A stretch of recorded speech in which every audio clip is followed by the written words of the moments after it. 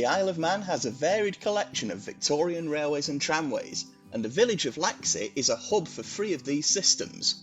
The Manx Electric Railway's busiest intermediate station is in the centre of the village, forming a junction with the only electric mountain railway in the British Isles, the Snaefell Mountain Railway.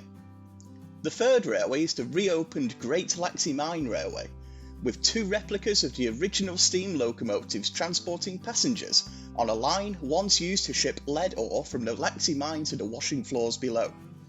However, a virtually unknown 4th line was once part of Laxey's railway scene. With little remaining today, it is relatively unknown even in Laxey itself, but it was unlike any other railway on the island before or since.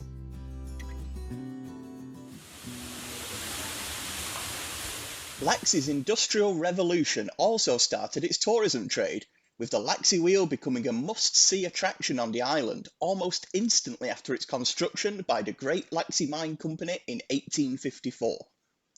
The viewing platform at the top of the wheel is quoted in guides as early as 1861, and further facilities, including a number of refreshment rooms, were built on site to serve the growing trade.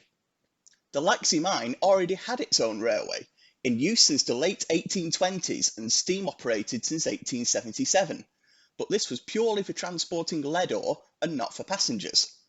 The late 1880s saw additional tourist attractions set up by nearby residents, and the opportunity was seen to create a tramway purely for tourists at the wheel itself. Stretching around 130 yards from the lower terminus at Mines Road to nearly the base of the wheel itself, the new Broside Tramway removed the steep climb faced by visitors on their walk from Laxey village itself. Construction was started in early 1890, and the line opened in August that year, despite building works not being fully complete.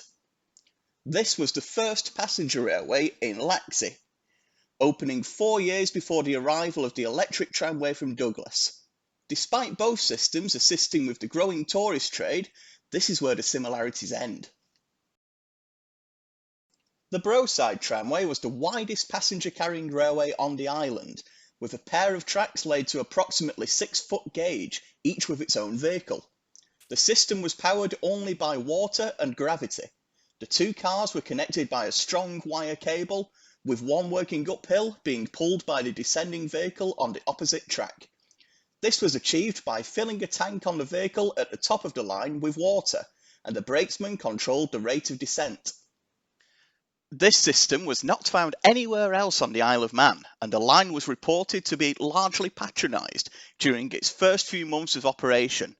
A report the next year advised that the Broside Tramway did a roaring business, and the novelty of the water-powered railway was no doubt popular with Victorian tourists.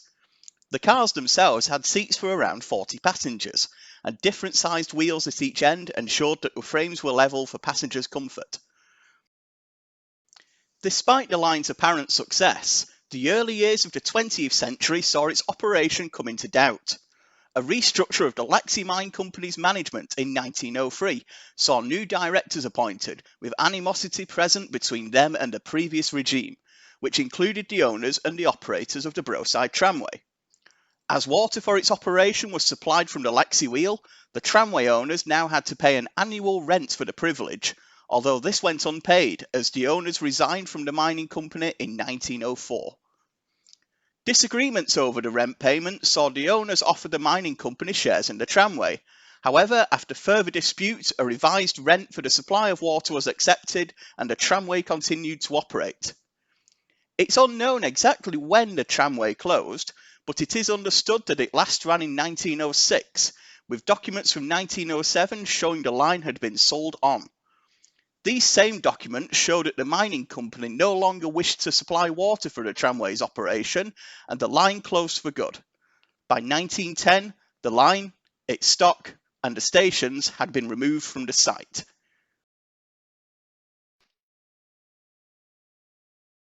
Even after over a century, it's still possible to see a number of remains of this unusual railway. A footpath stretches along the lower section of line, with the upper section now a car park for the Laxey Wheel. With 3 railways still operating in the Laxey area, It's still possible to enjoy a ride through the valley by steam or electric.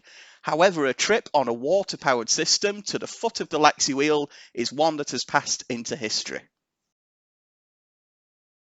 This video wouldn't have been possible without the work of local railway and Laxey historian Andrew Scarfe, whose research, amongst others, has taught us most of what we know about the Broside Tramway.